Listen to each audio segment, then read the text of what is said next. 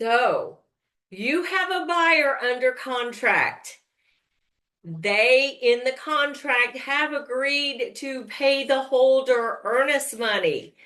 That's what the buyer negotiated with the seller.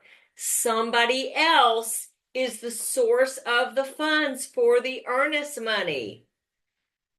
Contract terminates. The earnest money is to be disbursed back to the buyer per the termination. Who gets the earnest money? The buyer on the contract or the person that was the source of the funds? Hi, everybody. Dana Sparks, broker of Maximum One Greater Atlanta and director of the Real Estate Academy of America. And I'm here to answer that contract question for you. Stay tuned to the end, and I am going to share with you a form from the Georgia Association of Realtors that you might not be aware that it exists. And you brokers out there, you are going to love, love, love this form. Nothing is an issue until it's an issue. And this information and this form is really going to be very helpful to avoid any negative feelings with respect to this issue. So let's dive in, shall we? First of all, you need to think about who are the parties to the contract. The buyer and the seller as named in the contract. So they are the only ones who can put in writing and sign anything related to the contract. Go binding on a purchase and sale agreement, initial exhibits, agree to and bind any amendments, any addenda, so forth and so on. So somebody else might put in the earnest money, whether that be a gift or however that gets arranged. And of course, you agents out there, if the buyer is getting a loan, you absolutely need to make sure that you have lender approval. Buyer needs to make sure that they have lender approval that the earnest money can be sourced from someone else.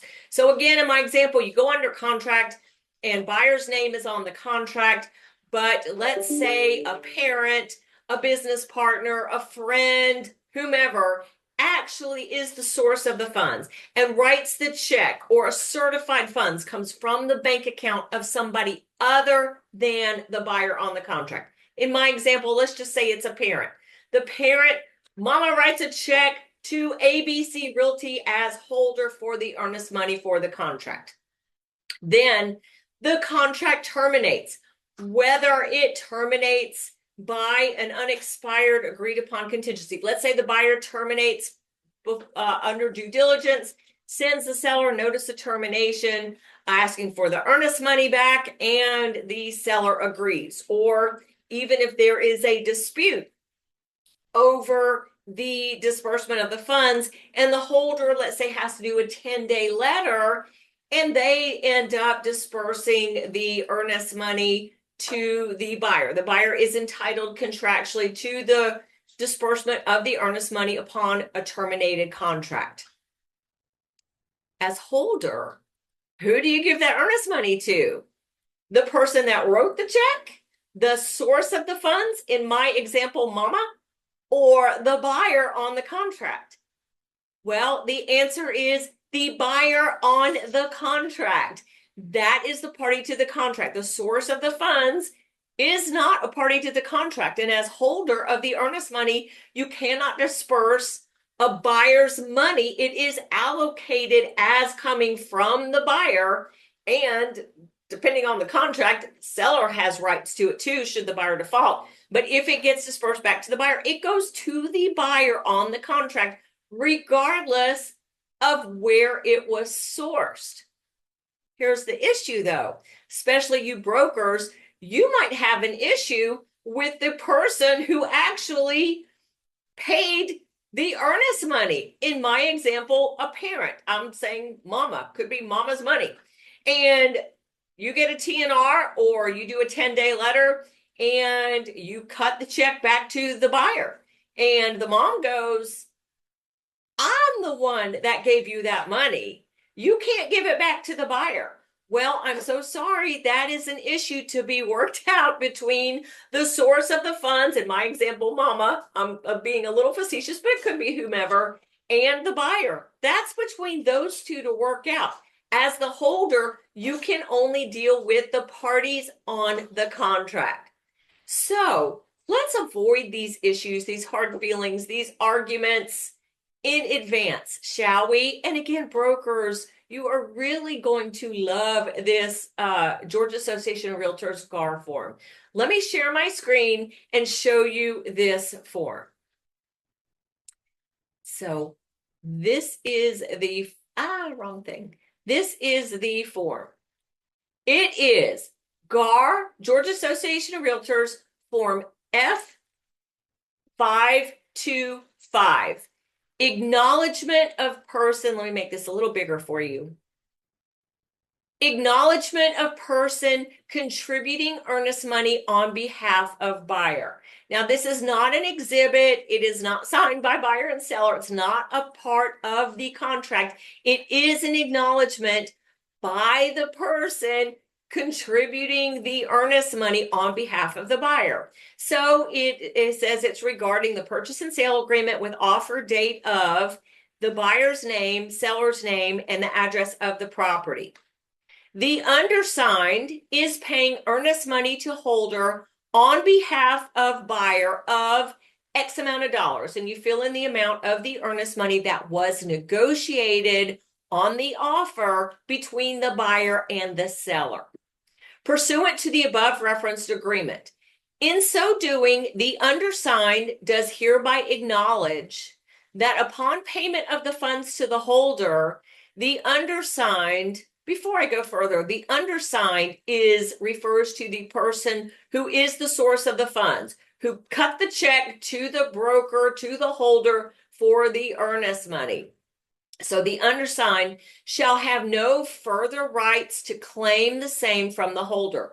Holder shall hold, handle, and disburse the funds as if it was the earnest money paid solely by the buyer, and shall only deal with the buyer regarding the same. And then GAR goes on to give us some examples. So, for example, if the buyer defaults under this agreement and the seller is entitled to the earnest money, the holder shall offer to disburse the earnest money to the seller in accordance with the terms of the agreement, and no notice of any proposed or actual disbursement shall be provided to the undersigned, i.e., the person who's the source of the money, cut the check. Similarly, if the transaction closes, the holder shall disburse the earnest money at closing as if it were earnest money paid by whom? Yes, by the buyer. Additionally, if the earnest money is to be returned, it will be returned to the buyer and not to the party who paid the earnest money.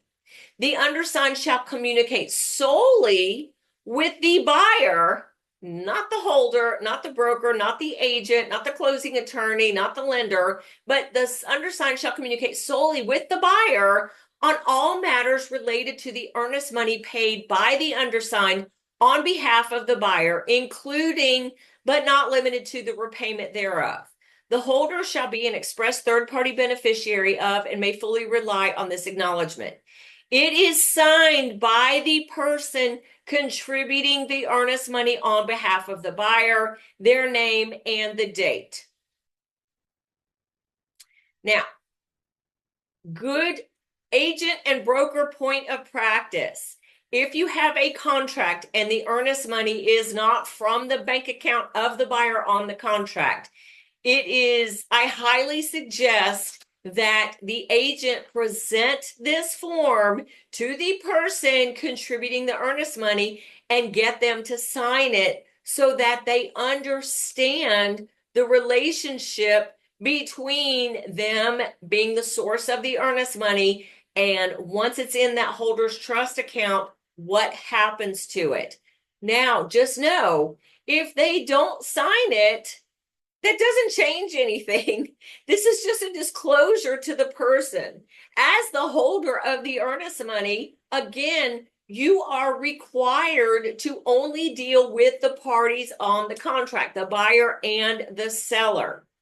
So if the person contributing the earnest money doesn't sign it, it does not change the terms of whom you deal with regarding the earnest money. Again, this is just a disclosure.